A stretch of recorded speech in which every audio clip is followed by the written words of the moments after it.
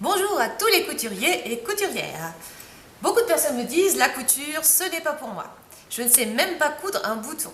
Eh bien, plus d'excuses. Aujourd'hui, l'école municipale de couture vous présente un petit tuto. Comment coudre des boutons? C'est parti. Dans ce tuto, nous allons parler des boutons plats, à 4 trous et à 2 trous, des boutons à pied, les boutons pression métalliques à coudre, les boutons pression à poser avec une pince, les boutons à rivet, les boutons de jean et les boutons à recouvrir. C'est parti! Donc pour les boutons à coudre, je vais commencer par enfiler mon aiguille, soit directement dans le chat, mais si j'ai quelques difficultés, petite astuce, j'utilise un enfile-aiguille. Je passe mon fil à travers, je tire de l'autre côté, et voilà. Pour les boutons, je vais utiliser mon fil en double. C'est pour plus de solidité. Je coupe là. Pensez à faire un nœud à l'extrémité de votre fil en double. Donc pour faire le nœud, je positionne l'extrémité de mon fil sur mon index, je pince avec le pouce, j'enroule mon index, je roule avec le pouce et je tire. Mon nœud est fait.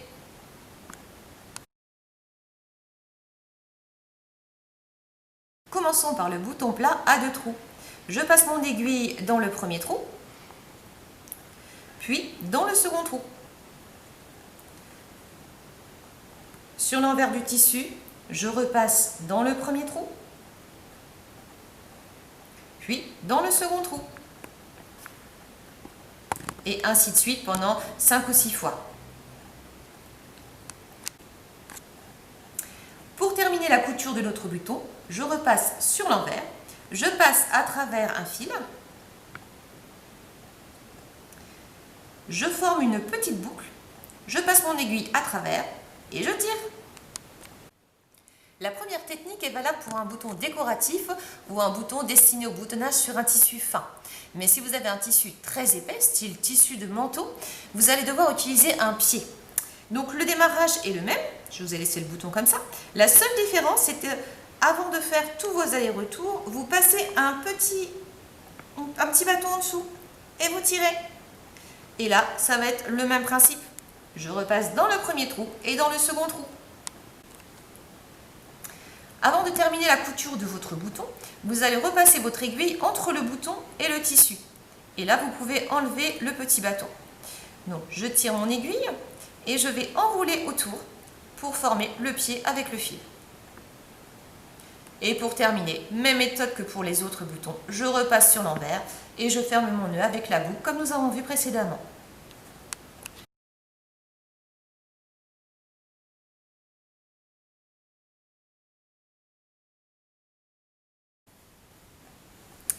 Après les boutons plats, nous allons parler des boutons à pied.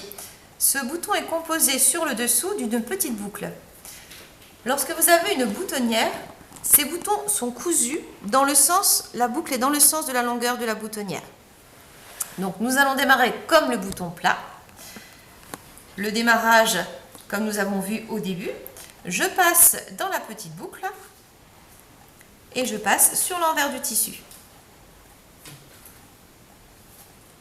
Et ainsi de suite, plusieurs fois, 5 ou 6 fois.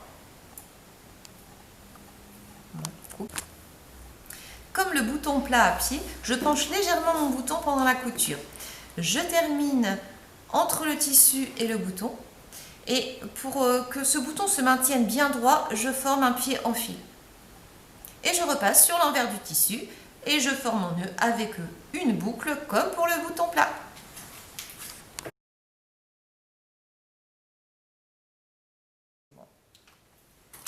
Passons maintenant à la couture des boutons pression. Le bouton pression est composé de 2 parties, une partie mâle et une partie femelle. Comme pour le bouton plat, le démarrage est le même. Après avoir fait mon petit point d'arrêt, je prends la partie mâle et je passe mon aiguille à travers un trou. Puis je passe sur l'envers du tissu. Je reviens toujours dans le même trou. Je repasse sur l'envers.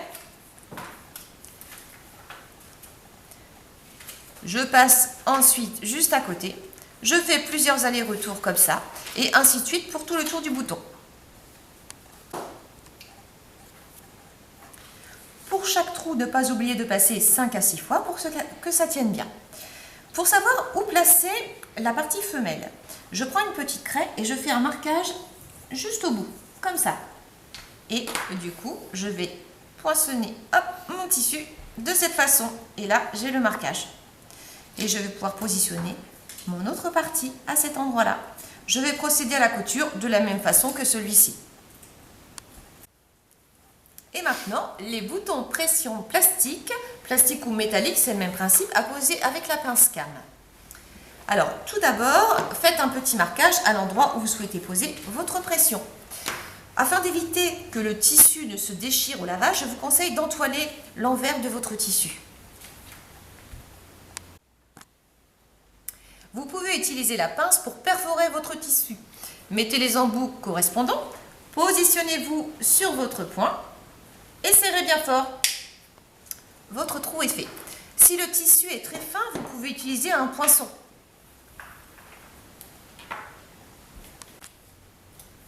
Dans les pressions plastiques, vous avez également une partie mâle et une partie femelle, ainsi qu'une partie plate. Je vais changer mes embouts qui correspondent à la taille de ma partie plate.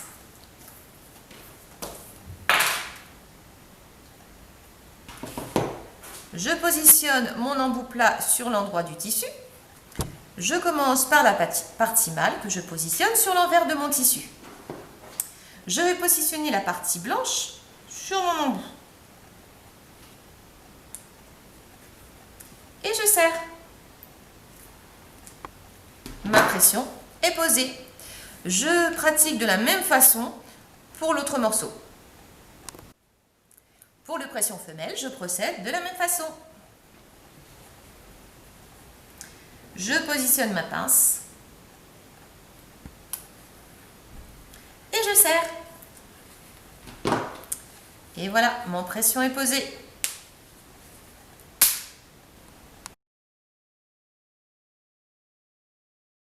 Le bouton recouvert. Il n'est pas évident de trouver un bouton coordonné à nos vêtements et le bouton à recouvrir est la bonne solution. Je vais vous expliquer comment procéder.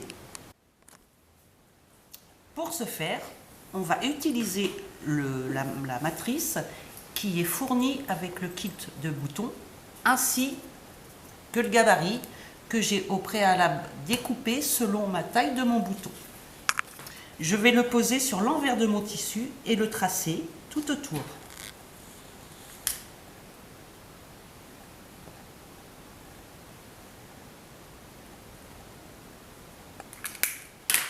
Et je vais découper ensuite mon tissu. Mon rond est découpé, je le place bien au milieu, pas que ça s'en aille. Je vais prendre le poussoir pour bien l'enfoncer, pour bien qu'il soit bien au fond. Je prends mon dessus du bouton, pareil, je tasse bien. Je vais rentrer tout mon tissu à l'aide de mon poussoir. Je prends la tige.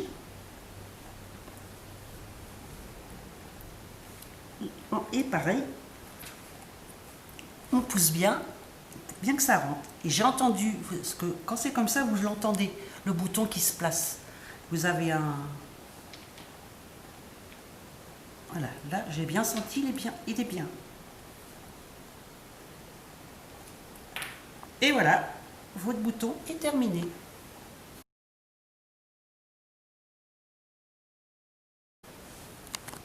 Pour finir notre tuto, je vais vous présenter le bouton rivet. Alors le bouton rivet, vous avez vu, il y a un clou qui est le dessous et le bouton par lui-même qui est le dessus.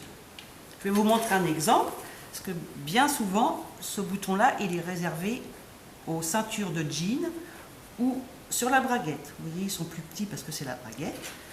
Et je vais vous poser en direct un bouton à mettre sur un sac en jean. Donc, là, en l'occurrence, on a déjà présenté le point et j'ai fait au préalable un trou.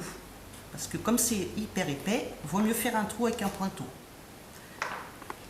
Donc, je prends mon clou que je pose sur l'envers. On appuie bien pour que la pointe ressorte bien. J'attrape mon bouton et j'appuie fortement.